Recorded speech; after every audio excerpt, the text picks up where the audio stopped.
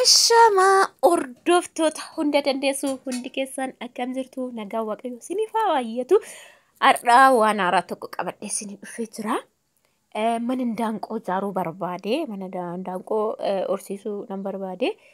So gibbiidhuma keessatti mee fakkeenyaa indaanqoo 40 nan jalqaba jedheen manni isaaf ta'u akkasii jedhanii ogeessa isaan kun nama zim jedhee rukutaa jiru miti ogeessa.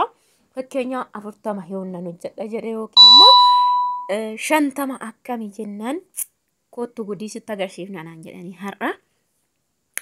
Isaanan yaanne wal qumati qoolnatti kaasanii hojjechuu jalqabanii yeroo jalqaban shakkiin qaba ture innaa gidduu ga'an immoo dasna'ichaa dhufe jechuudha. So fakkeenyaa haalli isaan itti na hojjetanii qorqoorroo kan argargutanii walakkasaatti muruu jechuudha. Gubbaattis nan horsiisa jalattis akka yeroo kana shiboodhaan hojjetanii warra gurguranii garuu ani immoo qorqoorroodhumaan naan jedhaniin siistama kana naa baasanii then akkas jalqabanii mukti baay'ee widdiidha biyya keenyatti.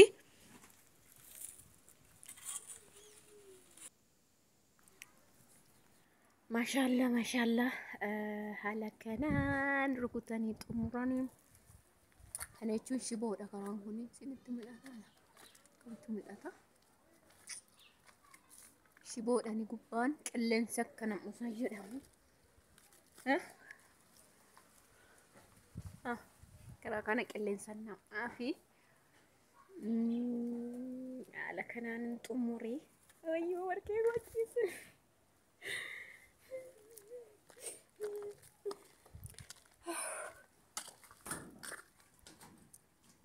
Maashaallah baay'ee natti hojjetanii.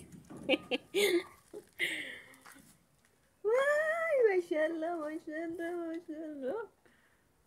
Sun shiboodha isiniin jedhee.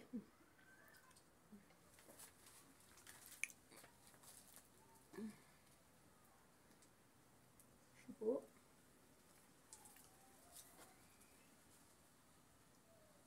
Shiboon tirfii argitanii indaa hojjetu. Namni hojjetu baay'ee bira tammalee xamuudhaan shuufi amma kana tirfii gadi ta'a. Karaa hundumaa naanna'ee jechuudha. Amma sanaan rukutame amma kun turfii ta'a zim jedhe. Shanii isaa ta'u. Inni kun immoo kun kan biraati darajaa lammaffaa jechuudha asirrattis ganaan kana cufa mutti irraan naannisanii deemanii asirra biraa boo naqanii gubbaarrattis lafarrattis.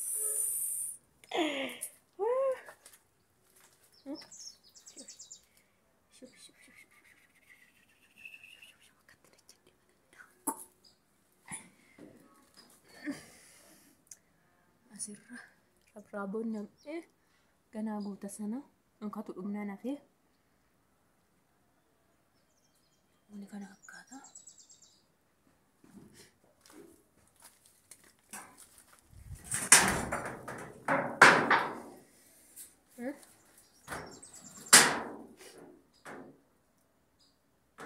Kuni mul'uun qilleensa shiboodhaan jechuudha bakka gubbaan sammuluun naanna'ee.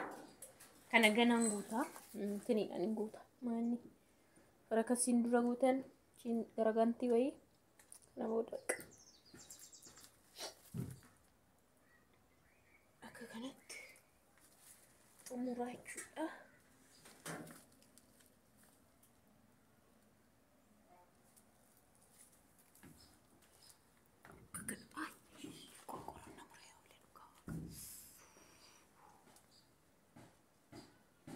Actual gubbaan shiboodha. Qaan seenaa duwwaan seenaa akka kana jechuudha. Kan kana. Qilleensi kana. Then asirratti an horsiisa jechuudha kana bira. Ganaa asirratti hojjetama. Walumaa galatti. Namoota dhumatee jechuudha. Yaa sabaa. Haala kanaan. Jadi tumuri insyaallah gaafa indaanqootti gashiin immoo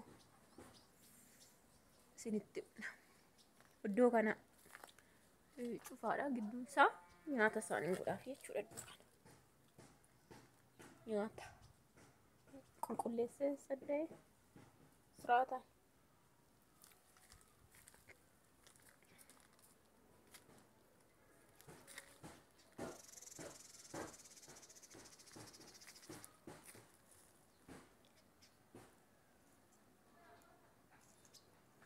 كان فكرت